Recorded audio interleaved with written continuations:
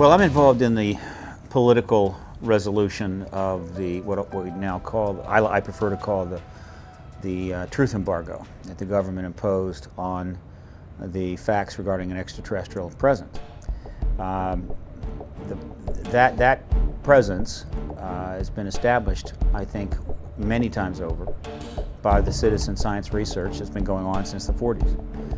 The government did studies, but they were primarily for show. And the issue from a government standpoint has been managed very intensely since 47 at minimum. Managed in the sense that the government was going to deal with it, but deal with it within the national security structure and never acknowledge that there's anything to this. But in fact there is. I mean, we are being engaged as a planet and as a species by other beings, possibly multiple species.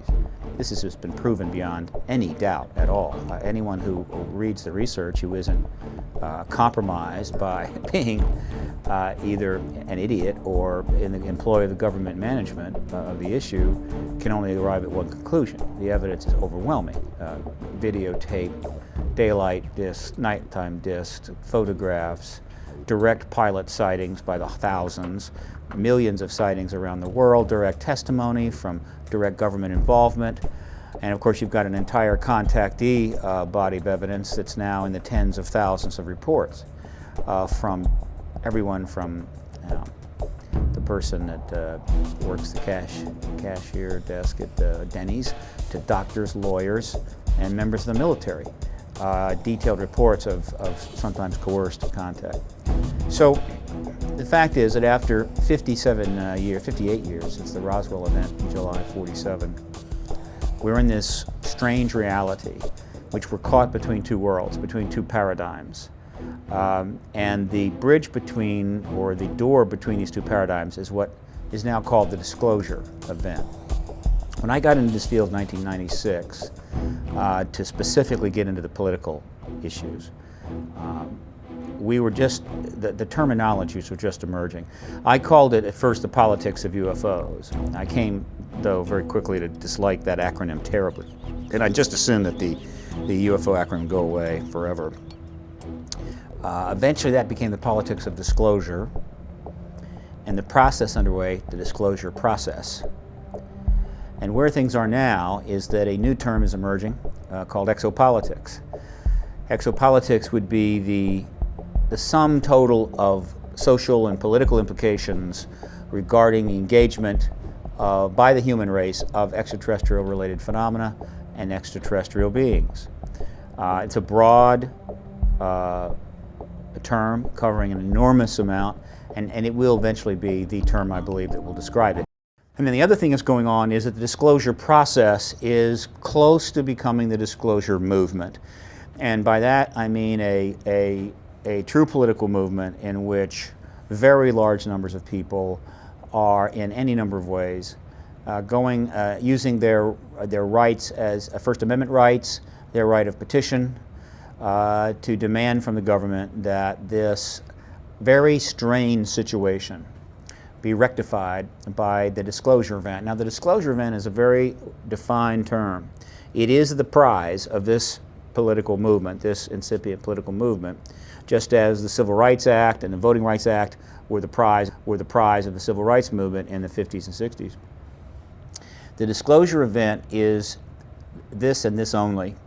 It is the formal acknowledgement of this extraterrestrial presence by the governments of the world,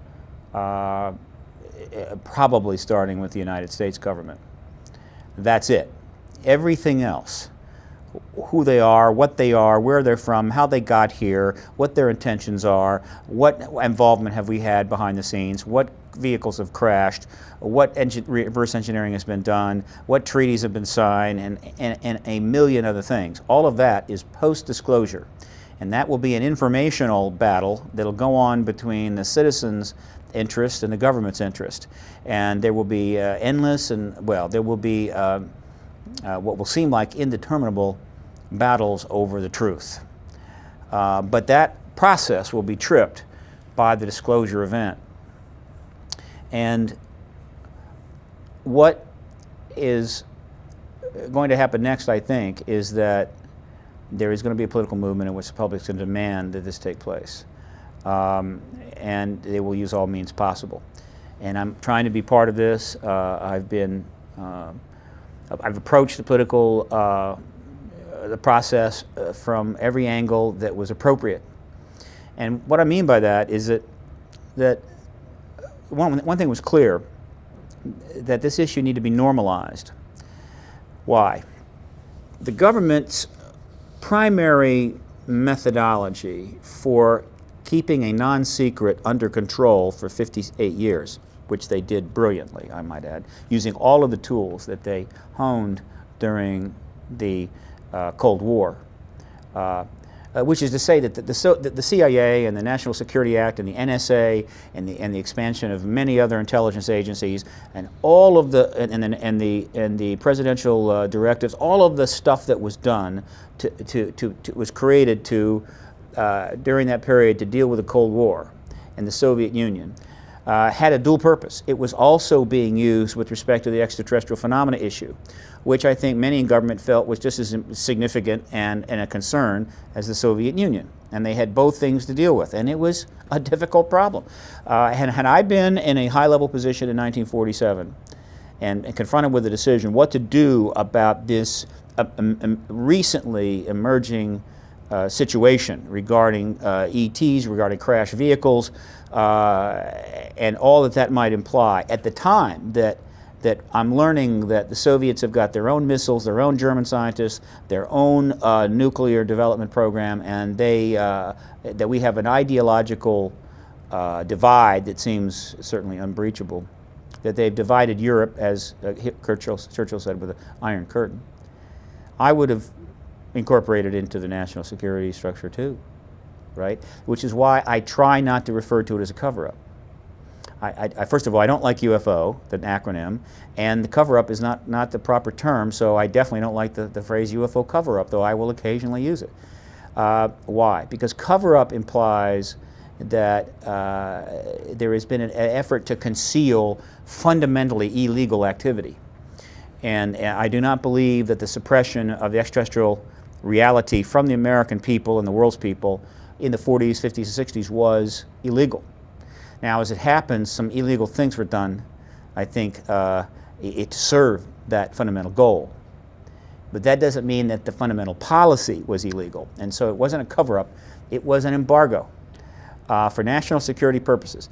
And what happened is that over time, the wisdom, the justification for the embargo began to erode, and the benefits of the truth began to increase. And so you just sort of had this transition from a clearly defined policy that was justified in the 40s until the 50s and the 60s. Of course, in the 60s you had plenty of trouble. I mean, we had the Cuban Missile Crisis, we had the Vietnam War. We're conducting warfare right near the Chinese border. Not exactly a decade conducive to introducing dramatic new information. We were still in a very precarious position. But as you move into the late 70s and the 80s, it starts to become more and more difficult to justify the embargo. And when the Cold War ends in 91, formally ends with the dismantlement of the Soviet republics to their respective republics, or the Soviet Union to its respective republics, then the justification really erodes. And so now you have this situation 14 years after the end of the Cold War, in which half of the American people clearly state in poll after poll that UFOs are behind the ETs are behind the UFO that they're being seen in the sky, some of them, meaning there's an ET presence. Half. 80 to 90% are consistently saying the government's lying about this. The government's position is still, there's nothing to it. There's nothing at all, all right? So you have this huge disparity, right, between the citizens' view and the government's position. You've got contact going on, possibly with an untold number of individuals.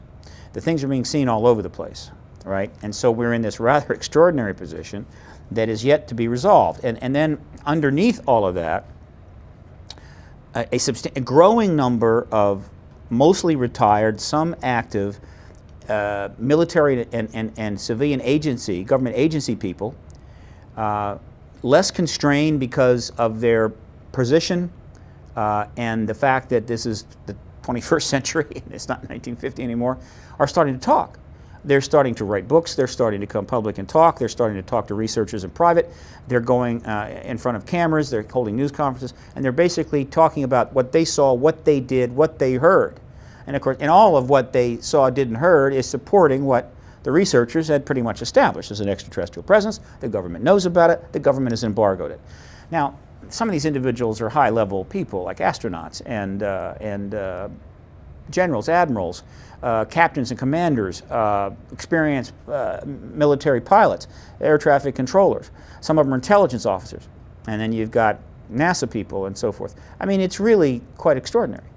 And the media at the highest end, right, the very condensed corporate media at the highest end, which somehow, either wittingly or unwittingly, is utterly complicit in maintaining this embargo. And I'm talking about the networks, I'm talking about Dan Rather, Brokaw, and Jennings. Jennings recently did a documentary with some merit. I'm talking about Koppel, I'm talking about Schultzberg, I'm talking about Kay Graham, I'm talking about the Post and the LA Times and the New York Times. They are utterly complicit in helping to maintain this embargo, because essentially there is virtually almost nothing that could happen that the paper would say, oh, that's a story.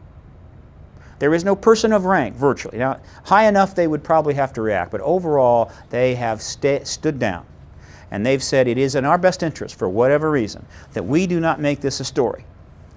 And so the greatest news story of all time has sat uncovered for 57 years, while the most powerful journalists in America have done nothing about it of any consequence. And believe me, they've been approached over and over and over again in every way possible. And their basic response has always been either nothing or go away. Though they do take the information, and they are being informed.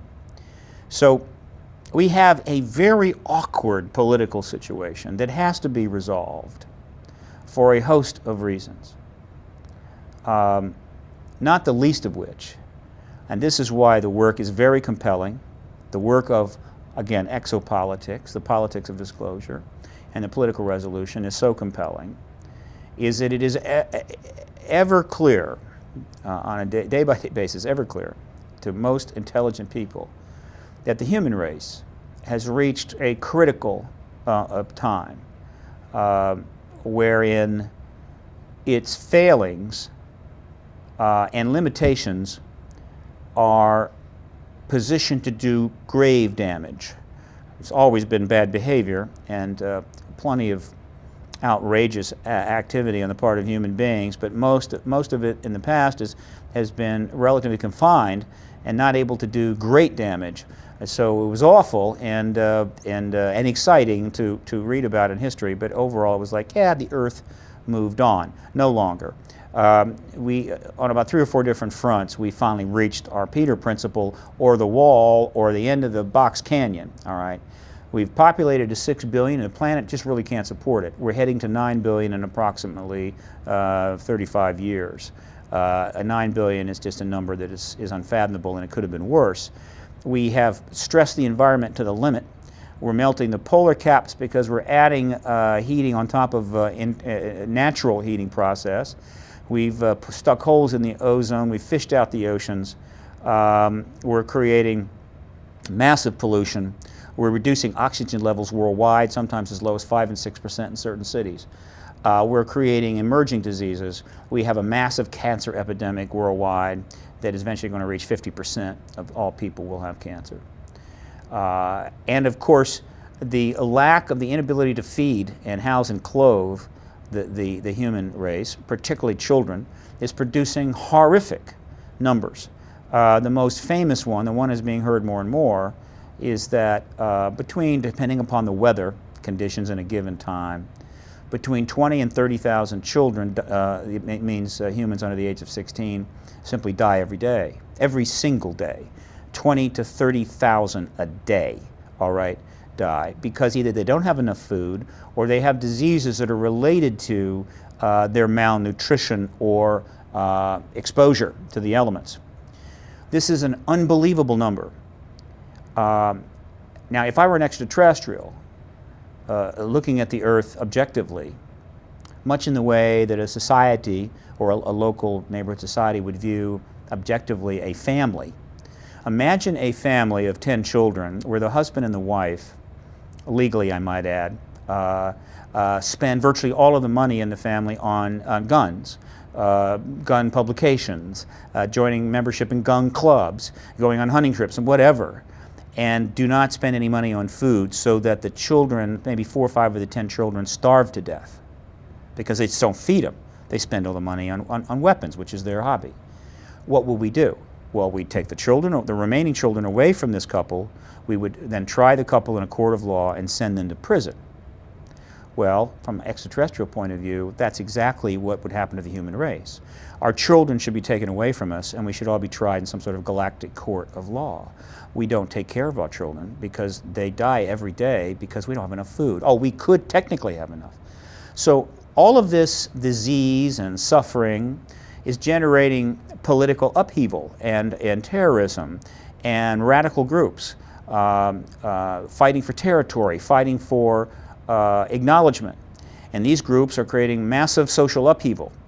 Meanwhile, we have refused to deal with the consequences of our technology. And so 14 years after the end of the Cold War, there are 20,000 nukes out there, an untold number of unknown nukes, including mini nukes and suitcase nukes, and biological properties and entities and laboratories, none of which has really been truly secured in a way to absolutely ensure it would never get in the improper hands. And so now, as our own governments admit, we are on the verge of some major asymmetric events where terrorists are going to nuke cities, they're going to create massive biological havoc. This is insanity, all right? This is insanity, but this is the 21st century that we're headed for. An overpopulated world of massively degrading environment in which the worst of our technologies are in the hands of even small groups run by fanatics. And overall, we're not even beginning to deal with it. About the best we can say is that we're starting a program in which we hope we can kill off all the people we feel are a threat. But in fact, the political, environmental, and social circumstances are generating such terrorism and terrorists and other disaffection at a great many times more than we can possibly eliminate through old paradigm methodologies. And so the 21st century is poised to be a first-rate, grade A, prime, consummate catastrophe. And as we begin this century, we have a situation in which there is a massive hole in the worldview of the human race. There is no global formal acknowledgement of the fact that not only is the human race not alone, it lives in a galaxy that is teeming with life, multiple civilizations, and many of those civilizations are already engaging the planet. And so the perspective of people is insufficient. It is inadequate. It's incomplete. And they're unable to view the planet in the proper perspective. They can't see themselves as a species. They can't see the planet as a highly prized, unique, and special place. They can't see the wisdom of shepherding this planet. They can't see the wisdom of getting along in sufficient quantities to get along. And that's understandable, right? War after war after war has been fought in the 10,000 years since the rise of summer, post-biblical, post the catastrophe we know about 12,000 years ago, primarily by feeding a sufficient number of lies to a populace of one sort or another, so that they would, under this misapprehension, go out and kill somebody for some reason. I mean, we've been doing it over and over again. When you don't have the proper understanding of the truth, if you don't understand the world as it is, then you are easily duped into whatever nonsense venal leaders will do. And we're in that same position, and it gets even worse because there is a mounting evidence base that in the black ops dark world that is the basement of what I call the secret empire, which is the the intelligence wing of the military-industrial complex, meaning the totality of all of the classified programs, people, and documents, all of the agencies, intelligence agencies, and all of the classified segments of the major government contractors, which are vast. That's the secret empire. It's vast. It's bigger than the Roman Empire. And in its basement, there are things going on which we cannot even fathom. All we get are little hints on occasion, right? A vast underground world, literally underground world, in which programs, experimentation, and even policies are being conducted. And there is some sense that a military position and potential aggressive position with respect to these extraterrestrial entities is being created. Now, is it right or wrong? We don't know. Is there oversight of this? Not even close. And so, essentially, we have an evolving, right, exopolitical reality being created literally in secret, with entities that are not even acknowledged, at the beginning of a century that poses dramatic and draconian problems for the planet itself and for the human race. This is completely cockamamie. No sane political scientist, no sane analyst, policymaker whose goals are essentially good, or at least in consonance with the fundamental policies that were embedded in our Constitution and in our founding documents, would support this thing, this construct that we have. And yet that's what we got.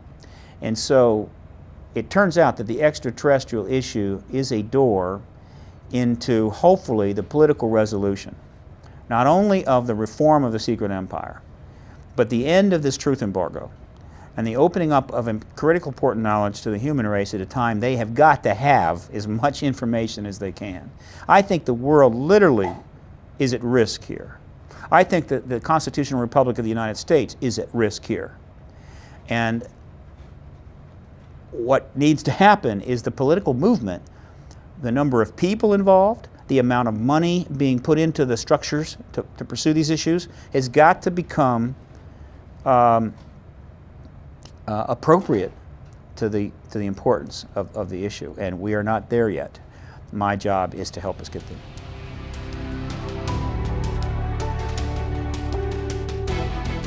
There are a number of individuals and groups that are trying to pursue the resolution of the ET UFO truth embargo.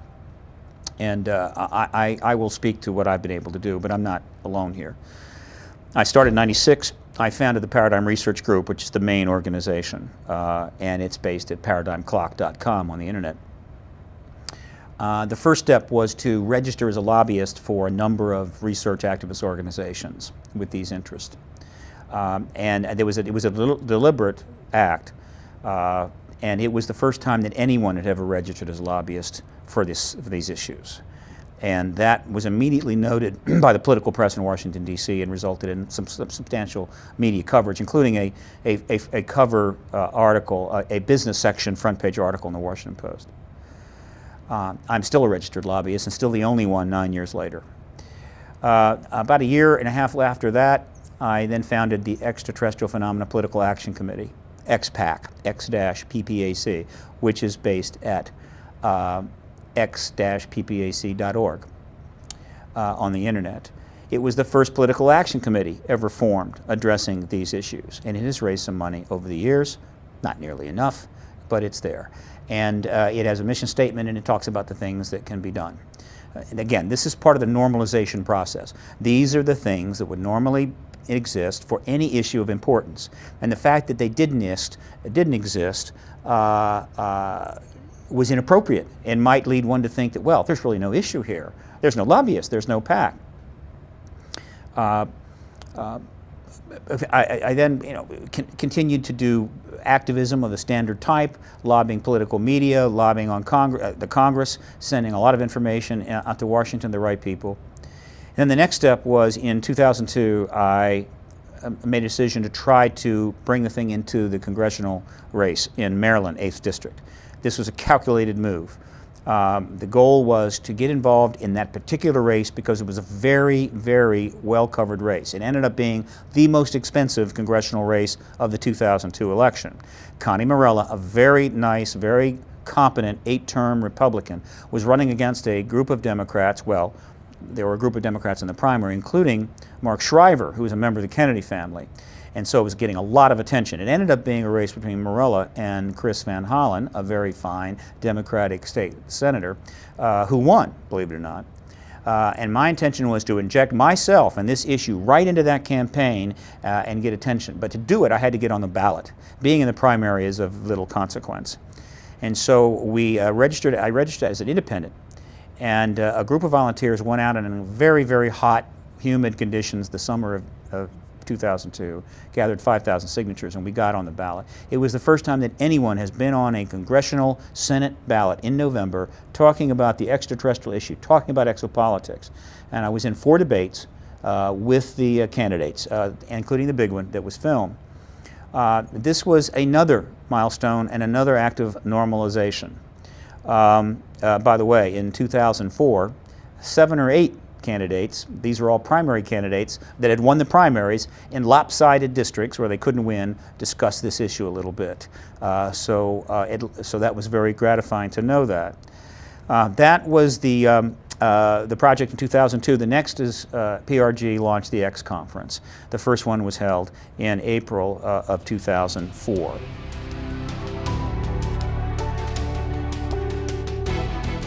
The X Conference, the initial X Conference launched in April of 2004 was a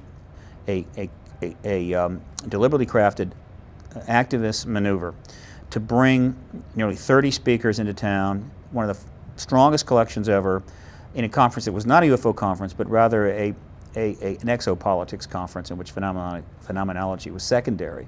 And every member of Congress was invited, or to send their staff.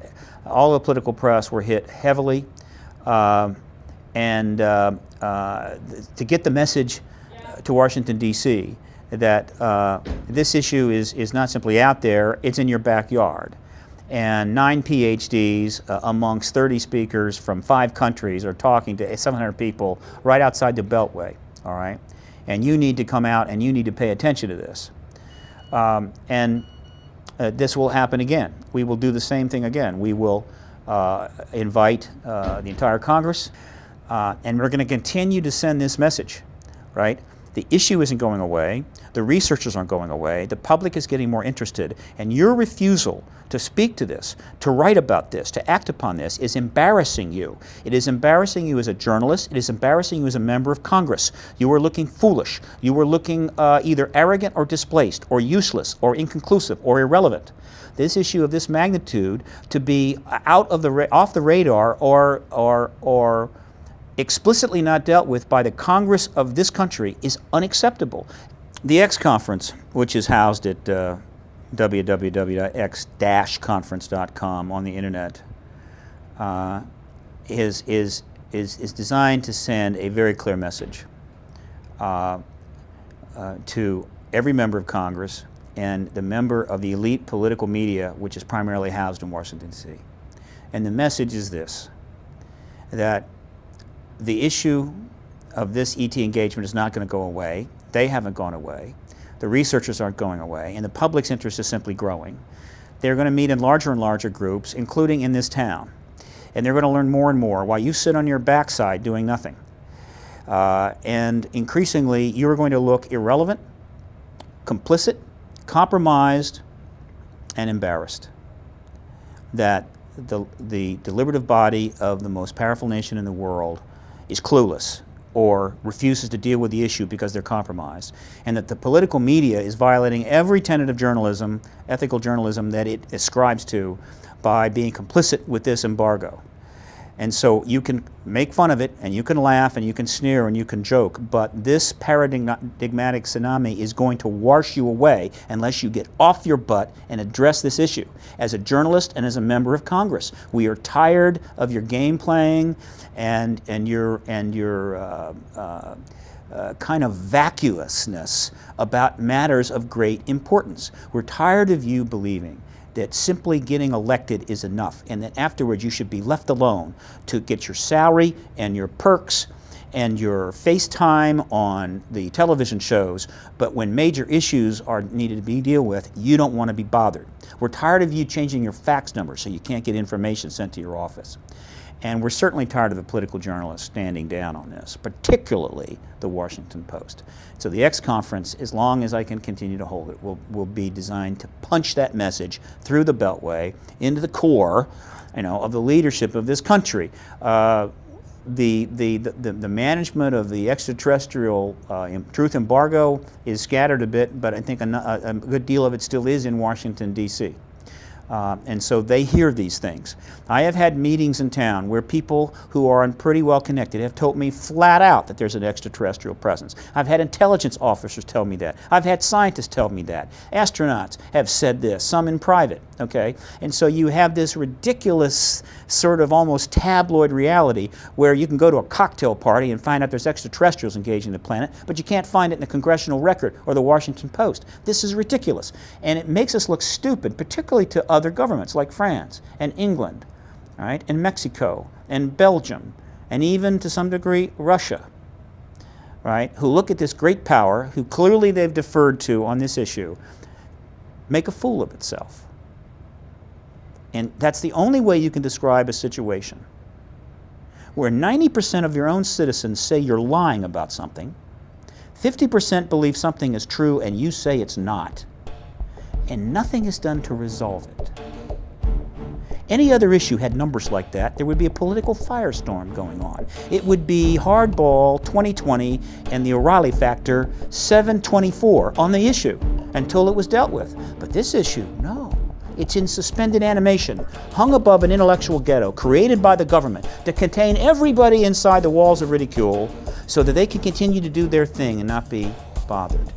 That is going to stop. It's going to stop because a movement is about to begin that will end it. It will be the politics of disclosure. It will be an exopolitical movement to get this truth embargo ended. Conferences like the UFO Congress, the X Conference, the Bay Area UFO Conference, the NUFOC Conference, the MUFON and MUFON Symposiums, the Crash Retrieval Conference, and 30 others. The American people will have to engage the politics as I have and others have, and they're going to have to say that we're willing to put $100 million into environmental activism, we're willing to put $40 million into dealing with immigration issues, we're willing to put $10 million into WTO activism, right? How much are we willing to put into ending the truth embargo about the greatest information the human race has ever learned about? So far they've put in basically zero. And another point I'd like to make, since I'm on this camera, is that in the last 25 years, the fine professionals in the entertainment industry have brought in hundreds of millions of dollars or billions of dollars of revenue by movies, by television series and television programs devoted to extraterrestrial phenomena issues. 20 of the top 200 movies grossing of all time deal with extraterrestrial issues. They have all become they've made millions of dollars personally, hundreds of millions for their studios, right? Based on an interest that has been generated by 5 decades of work by people who basically spent themselves into penury, destroyed their lives to get this information out through an activist citizen science activism. And these entertainment professionals in Hollywood have put nothing back into the political resolution, nothing back into it, all right? That is absolutely unacceptable. And they're going to have to answer for that. They need to do what Elizabeth Taylor did in the early 80s when she said, enough of this nonsense. This idea that AIDS is some non-mainstream, unimportant disease that just involves some gays, which we don't like, is asinine. Here's $1 million, here's $2 million, and the flood of money came in. Hollywood must do the same with this issue.